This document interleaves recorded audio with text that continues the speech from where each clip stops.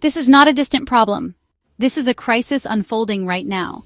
And you might be wondering, why should I care? Have you ever stood in a forest so vast that it felt like the whole world was breathing with you? This is the feeling of the Amazon. It is a living, breathing entity, often called the lungs of our planet. This immense forest breathes in the carbon dioxide that warms our world, and breathes out the precious oxygen that gives us all life. The choices made by consumers in Europe, Asia, and North America have a direct and devastating impact. We are all connected to this chain of destruction, often without even realizing it. Let's trace the connection. That fast food burger, the leather seats in a car, the chicken nuggets in a child's meal. Their story doesn't begin in a factory or a farm down the road. It can often begin right here, with the smoke of a burning tree.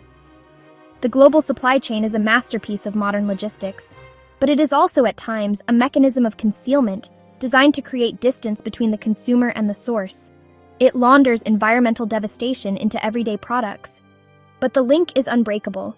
Every purchase acts as a vote, a small signal sent across the world that can either endorse this destruction or demand a change.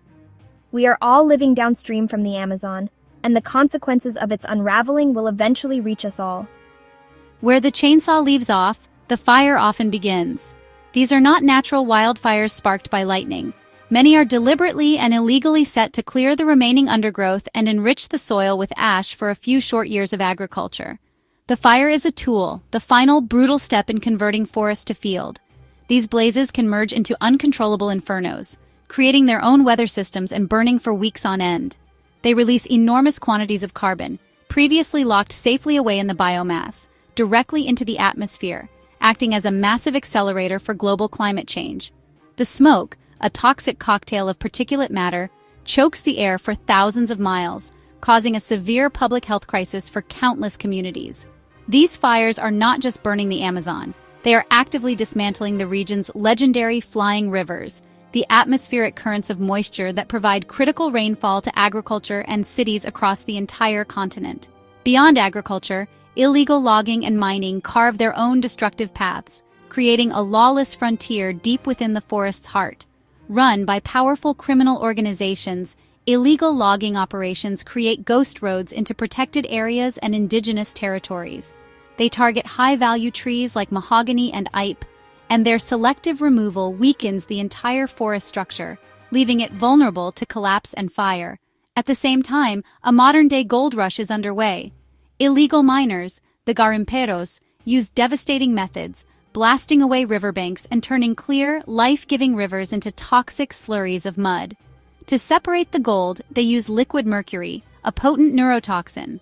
This poison enters the water, contaminating everything it touches. It works its way up the food chain, from the smallest fish to the apex predators like jaguars, and into the bodies of the indigenous people who rely on these rivers for their very survival. This is the creation of a shadow state, a territory ruled by violence and impunity, where those who dare to stand in the way, activists, journalists, and indigenous leaders, face mortal threats. They come for the trees, for the gold. They do not see the life, they see only money. They look at a tree and see timber. They look at a river and see minerals. They do not see our home, our pharmacy, our spirit. For all of our generations, this forest has been our teacher. It provides the leaves that soothe a child's fever, the bark that heals a wound, the fruits that feed our families. This is our university. When they destroy the forest, they are burning our sacred library, book by book. When they poison the river, they are poisoning the blood in our veins. They see an empty wilderness to be conquered. We see a sacred community of life, a web of spirits and beings of which we are just one small part. So when they bring their fires and their machines, they are not just destroying our future. They are erasing our past, our memories, our ancestors, our very identity. When they destroy the forest, they destroy our soul. For decades, scientists have issued warnings, their voices growing more urgent with each passing year. Now they're not just warning, they're sounding an alarm. The Amazon rainforest, the single largest rainforest on Earth, is careening towards a point of no return. This isn't a distant, abstract theory anymore. It's an imminent, existential danger, a threshold defined not by politicians or economists, but by the fundamental laws of nature that govern the forest's own life-sustaining cycle.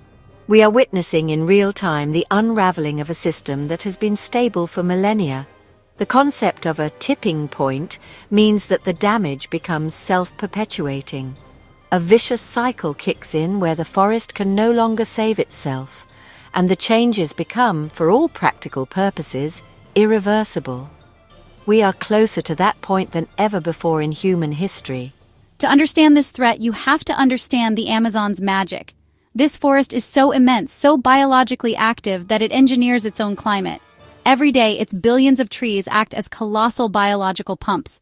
Through a process called evapotranspiration, they draw up water from the soil and release it as vapor into the atmosphere.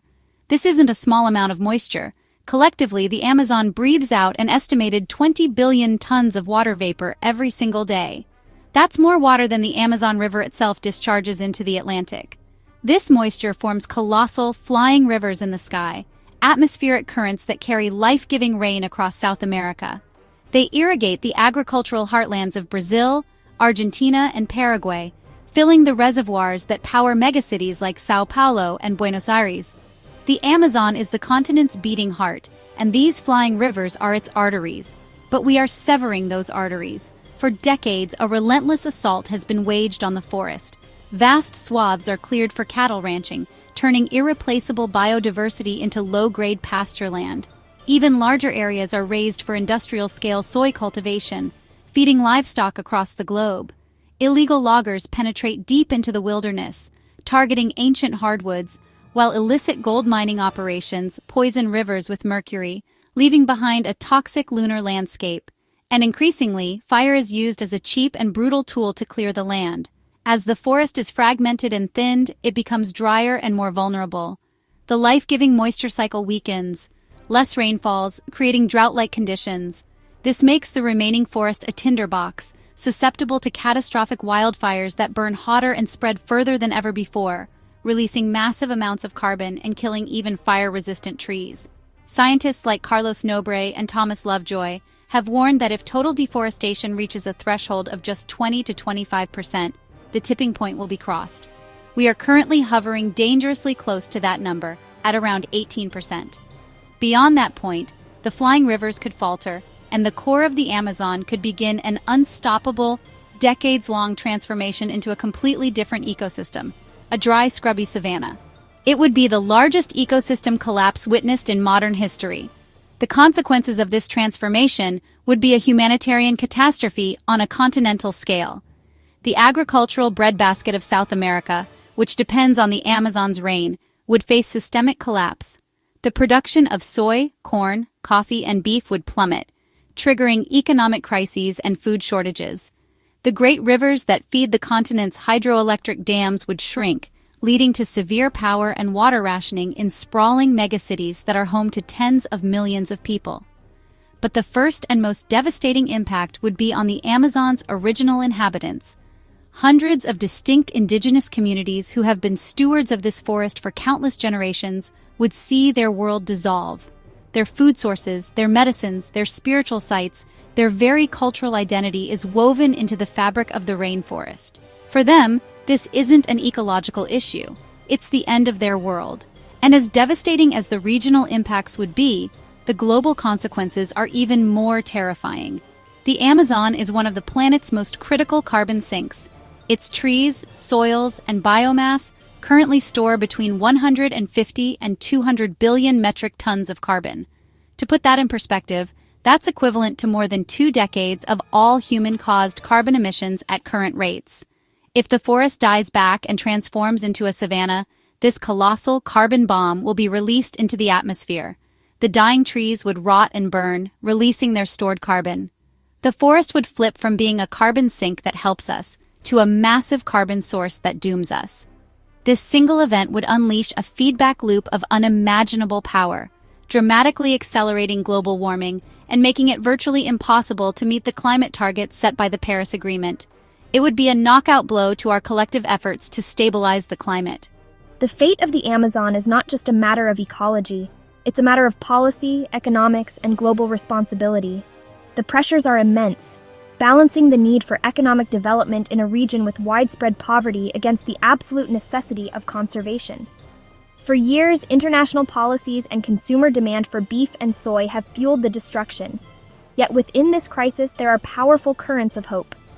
Indigenous peoples are on the front lines using satellite technology and traditional knowledge to act as the forest's most effective guardians. Scientists and entrepreneurs are pioneering solutions, from sustainable agroforestry systems that integrate crops with trees, to carbon credit programs that finally make a living forest more valuable than a dead one.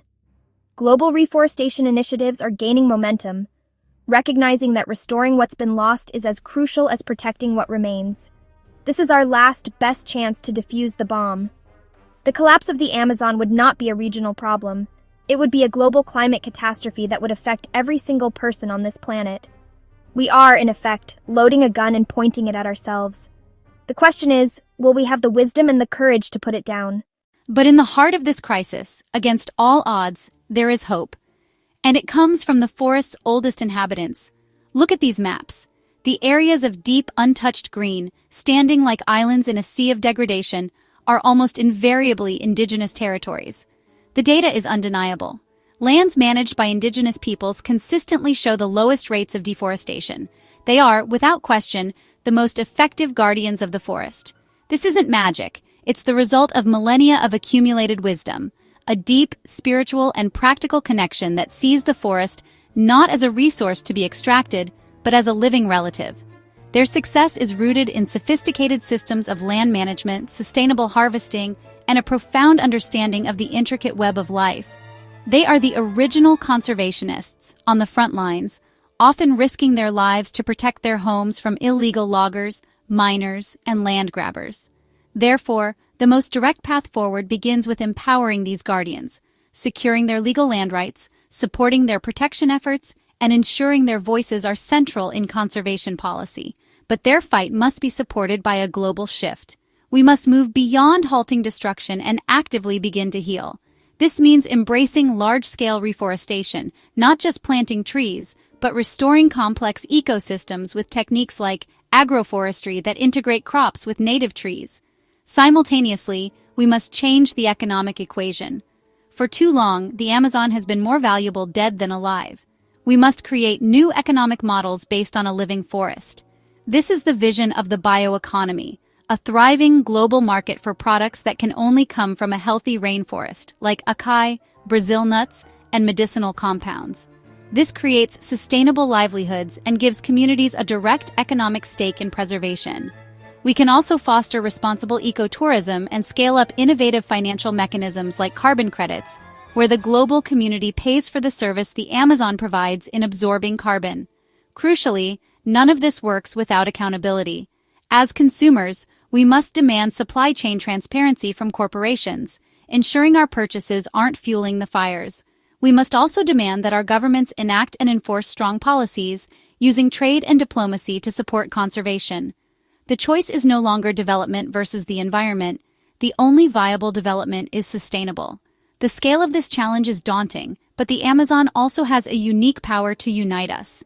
Its fate is a global imperative. Protecting it requires a global coalition, which is already forming. It's in the labs of scientists, the passion of youth activists, and the determination of indigenous leaders. But it must also be in our boardrooms, with investors divesting from destructive industries.